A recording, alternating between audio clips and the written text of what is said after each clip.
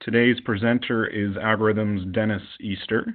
Many of you are familiar with Dennis already, but Dennis is a senior business consultant here at Algorithm and also our internal financial planning and analysis guru. So with that, we'll go ahead and jump into the presentation. Go ahead and take it away, Dennis. Thanks, Alex. Thanks, everybody, for giving me time out of your really full schedules to talk about or listen to me talk about something that's really nobody's favorite topic. I get asked an awful lot about, best practices. Well, what are budgeting best practices? What are planning best practices? And I'm not a fan of, talking about best practices because best practices, if you think about best practices in and of themselves, means that there's no way that's better to do it. And in order to really do best practices, you've got to be pretty sophisticated and have a lot of money invested in systems to develop that. And so what I like to talk about are best concepts. And as we talk about budgeting, nobody likes it. And but there are some characteristics of a highly effective budgeting process and budgeting systems, and that's what we'll talk about today. My first bit of advice to you would be to start where you're at. And if that's at the beginning, because you've never done budgeting before, then try to eat the elephant one bite at a time. Don't try to implement a full, fully loaded budget with rolling forecasts all at once. Take steps and improve on it as you go, learn as you go, and make the system work for you. Now, we're going to take a look at three aspects of budgeting that really limit its effectiveness, and then we'll look at the salve to ease the pain. As we go through, ask questions. We're more than happy to interact with you. It's kind of hard interacting on a webinar. But ask your question. I'll try to pause or try to remember to pause anyway on a regular basis so Alex can ask the questions as they come in. So effective budgeting is really something that is becoming more and more of a requirement of the finance department. Competitive pressures in the business world are causing organizations to do a deeper level of planning, and thus they need to have a more effective planning and budgeting system. But there are perceptions and realities of many of the budgeting processes that limit its potential. First of all, nobody likes to budget. We'll talk about some reasons why the budgeting is unpopular and not something that people look forward to. We'll also look at the fact that budgets become obsolete quickly as business change. We know that the budget is wrong as soon as it's published. We just don't know how quickly it's going to be wrong or how much it's going to be wrong. So how do you respond to that? We'll talk about ways to incorporate factors in your budget to help you respond to changing business environments. And probably one of the biggest pain points in the budgeting is just the process. From the finance department preparing the budget for input to managers providing their data, it becomes a pain for everyone. No one really likes to do it. It's time-consuming and tedious, and much of the work actually ends up being a non-value add. And so we want to look at how to overcome all these. So what we're going to do is we're going to start out with, we're going to look at why nobody likes to budget. And first of all, a lot of time people are turned off on the budgeting process simply because the numbers are arbitrary. Maybe finance has come up with what a best guess should be, or senior management has come up with what they want the top line to be and what they want the bottom line to be, and finance has filled in the gaps. And so management accepts that and uses it to move forward. To help bypass that and overcome that objection, tying your budget and your plan to strategy is the absolute number one concept for a high-performing planning system. Because if you can look at your strategy and you understand then what the plan is in order to reach your strategic objectives, then you can assign values in your plan that represent those activities. So if you know that in order to capture more market share, you have to introduce new products to market, okay, that's going to drive additional R&D expenses. And so you're not just coming up with a number out of the air. You can actually go back and you can look at what does it take to bring a new product to market.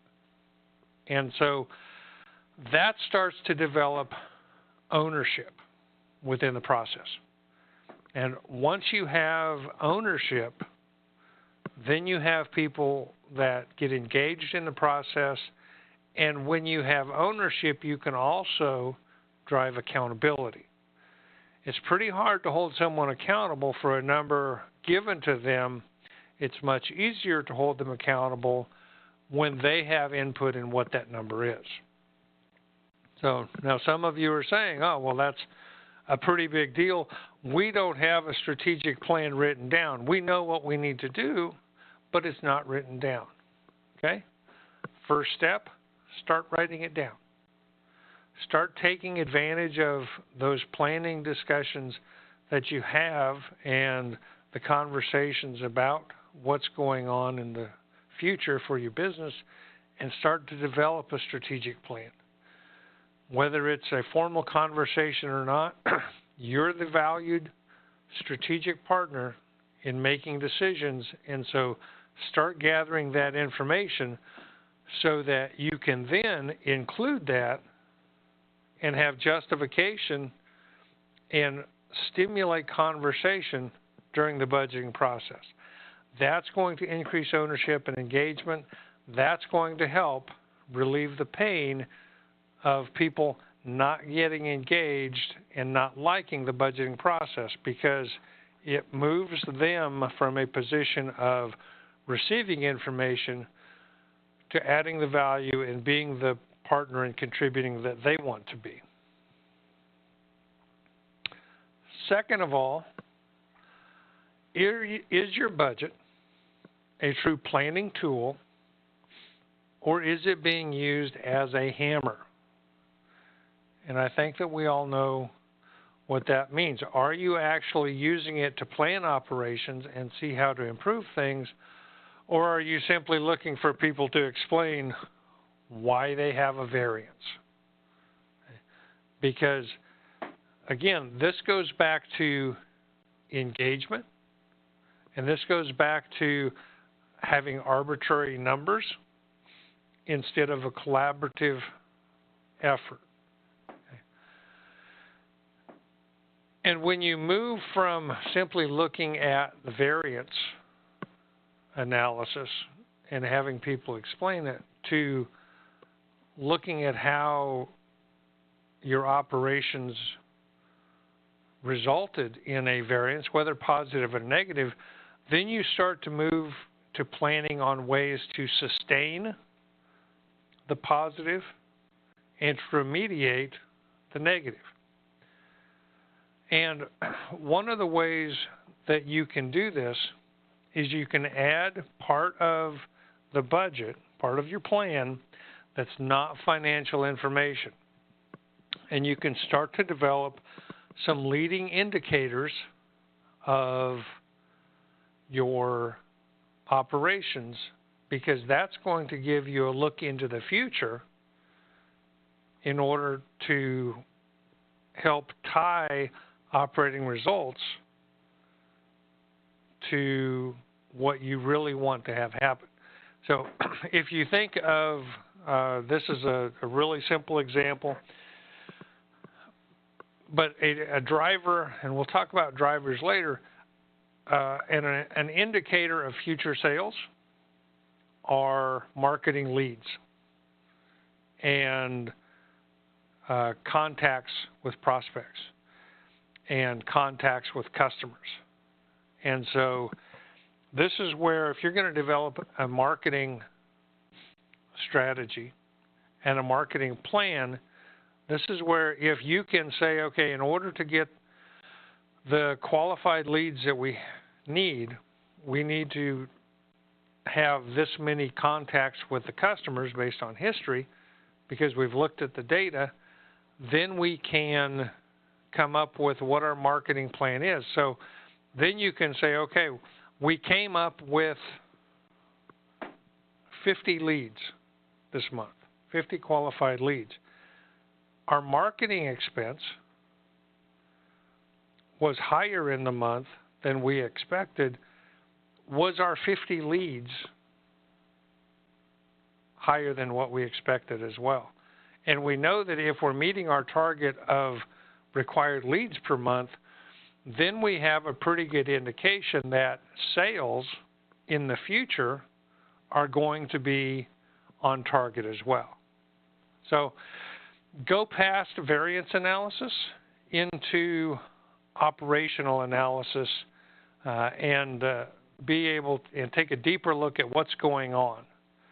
So that's another reason that people don't like budgeting, is because they're held accountable for a number that they didn't build, and they're being it's just used as a hammer, something to raise a question with the next meeting.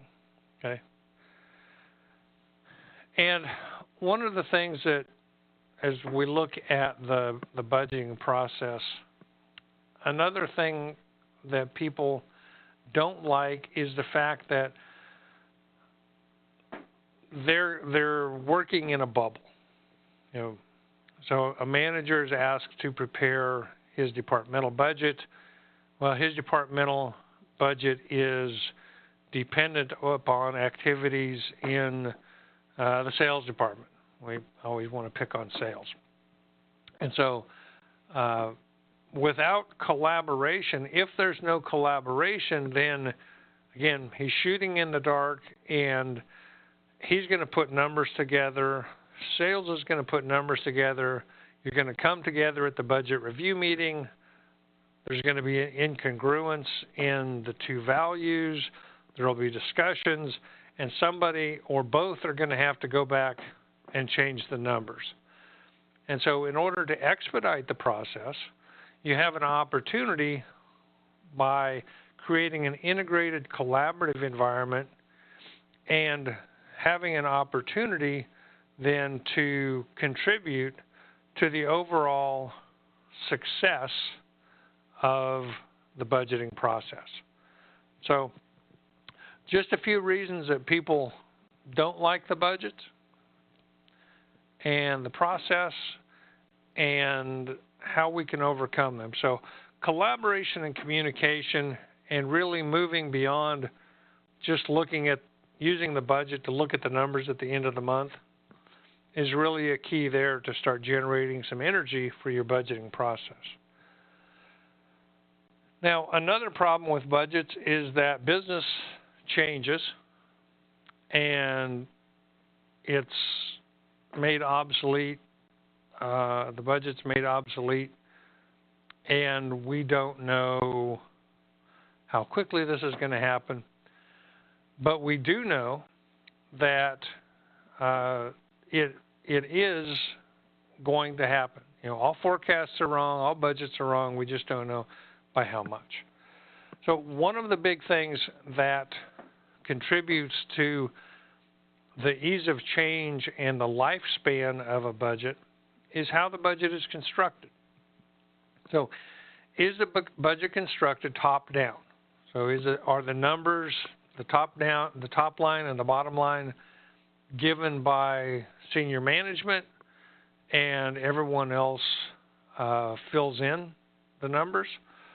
Or is it a collaborative effort where the salespeople that are out in the marketplace every day have an opportunity to provide input into what they feel like the market is doing, and being able to then also talk with your production and your personnel people, because they're the ones that are dealing with production issues. Purchasing's going to know what's going on with the cost issues. You know, HR is going to know what's going on with labor rates. And so the more collaboration that you have and build in when the budget is constructed, the longer the life of the budget's going to be, and often it's much more accurate. Now, and so what you want to do is build a system that's going to facilitate that that communication and collaboration, and we'll talk about that in a little bit. We also recommend that you start reporting your budget and operations in a common size financial statement. And so one of the things that, for those of you who aren't aware of a common size financial statement, what that is that everyone has their activity presented as a percent of sales. So sales is 100% of sales. Because what you should see is that as sales go up or down, you'll have costs and expense account balances that will change, cost of goods sold being one of them. But you'll also have accounts that shouldn't change because there's really no correlation between sales and, say, utilities or your typical general and administrative expenses. And so this also gets you past and provides the opportunity for you to say, okay, because if you do a regular variance analysis, if sales are have a positive variance, so you broke through your sales target, if you look at your typical budget variance, your cost of goods sold is going to have a negative variance because your cost of goods sold expense is higher than what was budgeted. But if you use a common size financial statement, it gives you the opportunity to say, okay, well, my cost of goods sold as a percent of sales at the higher level was either above or below my budgeted percentage. And so presenting your statements in a common size format gives you the opportunity to then take a deeper analysis and look at what's going on in the business. So if your personnel costs are above what you budgeted, you can look to find out then, is it driven by sales? Are you being more efficient, but your rates are higher? So there are several different abilities that it allows you to take advantage of. So common size statements and being able to build those and present those on a regular basis, great analysis tool that helps you strengthen your budgeting analysis as business conditions change. Okay. Now, if you want to update your budget throughout the year, then if you use a driver-based planning system, it becomes much easier to update. Now, drivers are those business activities that have a major impact on your business results. Drivers such as units sold, or the average price per unit, cost per unit or percent cost of sales, production hours per unit. They all relate to the business activities that you can control and you can measure. And so if you make a capital expenditure on automation on the production floor, that's going to increase your productivity, then what you can do is, as you want to replan the rest of the year, if you want to do that, then you can change your labor hours per unit to reflect the automation. And then that's going to recalculate what you have going on for your production expenses. And so then you can overlay that against a personnel plan. And so you can use a driver to update multiple plans and do comparison across multiple plans very easily. Okay? So if your sales units are up, for example, and your average price per unit is down, then you may have a negative sales variance. And by looking at the drivers, so if you're budgeting and you see that your average price per unit is down, then you can draw better conclusions other than just, sales were down for the month. So why were prices down? You can talk with sales and say, okay, was there a promotion that we're running? Is competition causing the discounting? Are we taking old stock off the shelves? And you have a better view, a clearer view as to what's happening there. And so when markets change, you update the drivers, your budget can quickly and easily be updated to match the new conditions. Now, one of the things that you need to watch out for as you're looking at adding drivers to your plan is that you can get out of control really quick, and you can create drivers for everything. But I'm a fan of the Pareto principle that 80% of the effect is from 20% of the items. And so generally 10 to 20 drivers can be used for 80% of the business activities in the planning.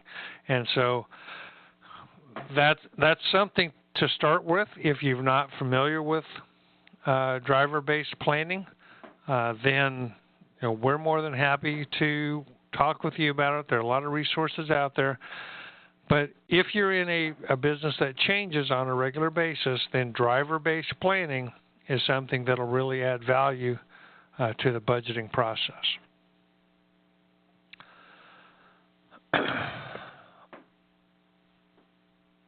Now, when we look at the budgeting process, the actual preparation of the budget is a pain. The process of creating the budget to send to the board is in itself the nightmare. It's responsible for more rashes, headaches, and ulcers than it is for cheers and hopeful anticipation. And so how can we get around that? So if we look at some of those pain points, okay, first of all, in the finance department, preparing the budgeting templates and loading the data and getting everything ready to go. If you're using an Excel-based system, it typically means a good deal of time of copying and pasting data or manual entry, and then you've got to reconcile to make sure All of the sheets tie out because you're using it to provide a baseline for your users. Okay? And so having a system that integrates with your general ledger and will allow you to develop a template that then you put parameters on and it automatically imports your data, takes a lot of that pain away. And so, trying to get your system ready to go, is a time-consuming task for so many finance departments, especially when you're using Excel. Now, once you finally start the process, then tracking your progress becomes a task in and of itself, a process in and of itself, because you'll distribute the templates, and then what? You don't have the visibility as to whether someone has been working on their template or whether someone is done with their template. And then when a user does tell you that they're done with the template, and you take that and merge it into your master workbook, and they go back and make a change, and then either one, they tell you so you have to remerge, or two, they don't tell you, and it's not discovered until you've gone to a review session and they say, well, that's not the budget I submitted. And then you have that discussion, and those usually just don't end well for anyone. And so by having a system that allows you to automate workflow and notifications, then you can track the progress. So when you see that when you have a system that will show you when someone has started working on their templates, and then when they're finished and it's moved on to an approver, and you can see that the approver has made comments in it, and then it's finally submitted. When you have a system that then locks down the data input, you can prevent all of that. And when all of that data is automatically updated in your master budget, then you don't have to worry about merging and copying and pasting and making sure that everything comes across correctly. And so, having a system in place, and yes, there's a sales aspect to this webinar, having a system in place that allows you to do that eliminates a lot of the headache with tracking the progress and managing the input stage of the budget. Okay. Now, the fact is that very rarely does anyone ever get it right the first time. And so, managing revisions in the budgeting process can be very arduous as well. Typically, that means copying and pasting data, or it means saving workbooks out to a new version and maybe to a new folder and hoping that the people don't get in the wrong folder. Raise your hand if you identify. And, that becomes a roadblock in efficient budgeting processing. And so if you have a budgeting system, whether it's a business planning management system or CPM, corporate performance management, or an FP&A system that helps you maintain multiple budget revisions, then that takes care of a lot of this problem because you don't have the limitations of managing this data in Excel.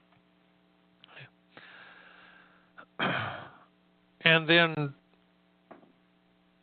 one of the final pain points of the budgeting process is just communication and understanding the changes in the budget and the justification for numbers and that.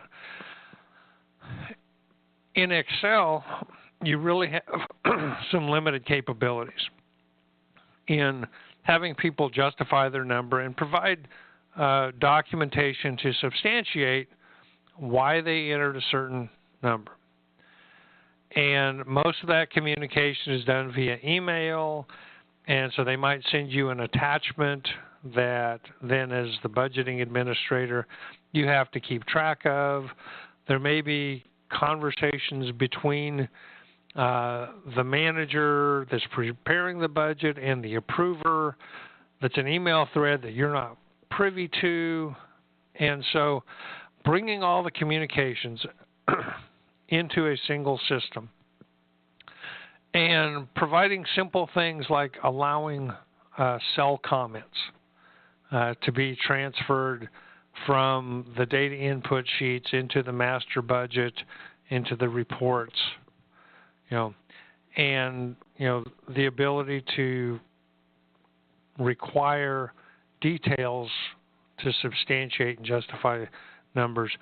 Those are all things that are available inside of these planning systems that you don't have in your typical Excel system. And so here's a sales pitch. We at Algorithm, we're not just business experts. We're also very passionate about FP&A, financial planning and analysis.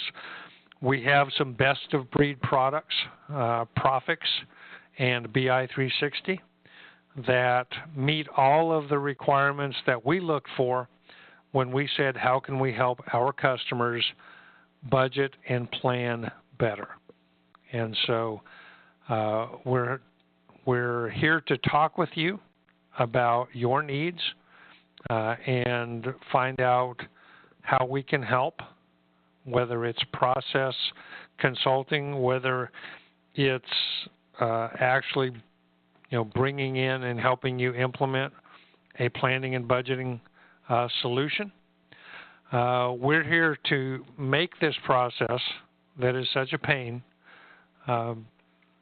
easier, more acceptable, and eventually something that is really just a business event, and people don't have any type of thoughts about it other than we're preparing for the future.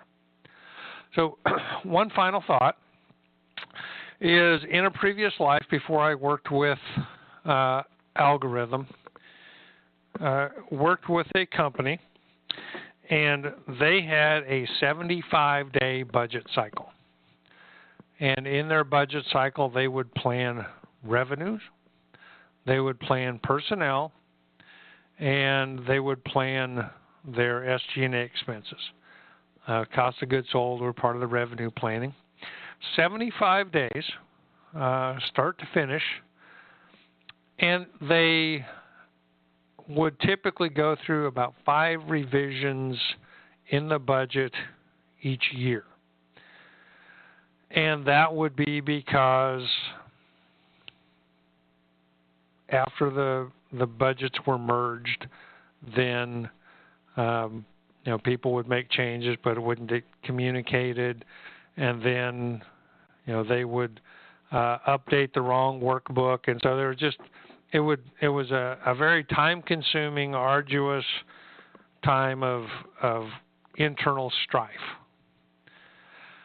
And then it would take the finance department 2 days to distill all that information into a package that they would present for the board of directors. So no one enjoyed the budgeting process at all.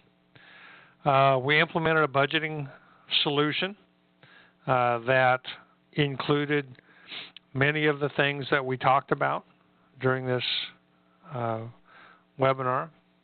So they were able to use input templates and require line justification for certain accounts, and for people to put in comments for their values that would pass through the approval process. It included the workflow, so they could see where people were working on and what the progress was, and set deadlines and make sure that everyone was on the same page. And when they did that, they saw that their planning cycle shifted to 45 days. Not because it was still an arduous 45-day task, but because they were able to introduce more planning into it. They started doing personnel planning at a much deeper level. They started examining seasonality of their business as well. So they were able to shorten their planning cycle, but they were able to increase the quality of the plan. It then started taking them 2 revisions in order to come to the final numbers, because they were communicating and collaborating at a higher level. And then it only took half a day for presentation or preparing the presentation for the board. So I speak from experience where these budgeting solutions, moving away from Excel, can provide real value to an organization. And so with that, I'm done, and I'll let Alex take over from here, see if anybody had any questions, and then we'll cut you loose. Alex? All right. Thank you, Dennis. As I'm reading these few questions that we've got here, please feel free to submit any others that you may have. So first question, Dennis. My managers are involved in so many other things that it is hard for them to put the necessary time into the budget, so they go through the motions and usually just accept the baseline we provide. How can I get them to be more engaged? Well, I think that it's a great question, and engagement in the budget is always tough. And one of the things to consider in that case would be, how to develop ownership of the numbers and the operating guidelines within the managers. And so if they're being handed numbers, then they likely feel as if their input isn't needed, and they'll just live with the numbers that they're given. And my guess is that throughout the year, they probably raise concerns about being able to meet the budget as well. So having them provide more input to the start, maybe not even giving them a baseline, but having them figure it out themselves would be a way to do that, and include that as part of their job evaluation. Base their performance on performance reviews, and if there are any incentives upon their participation as well. Very good advice. Looks like we just have one more question here.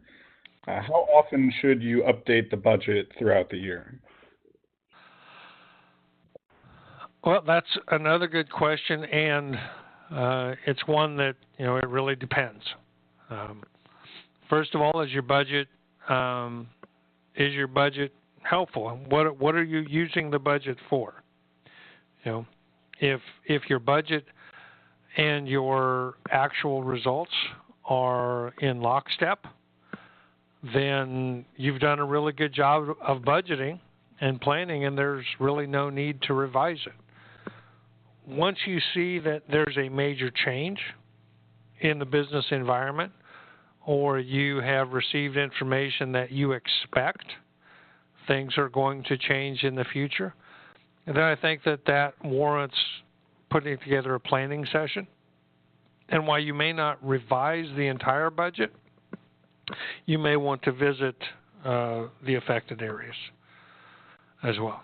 So, good question. Simple answer off the top of my head. Very good. Alrighty. Well, it looks like that is the last of the questions that we've received. So thank you, everybody, for taking your time out of the afternoon to join us today. And thank you as well, Dennis. Thanks, everyone, for again, for joining us. I know that your time is valuable, and I don't take that for granted. I hope that this was helpful for all of you.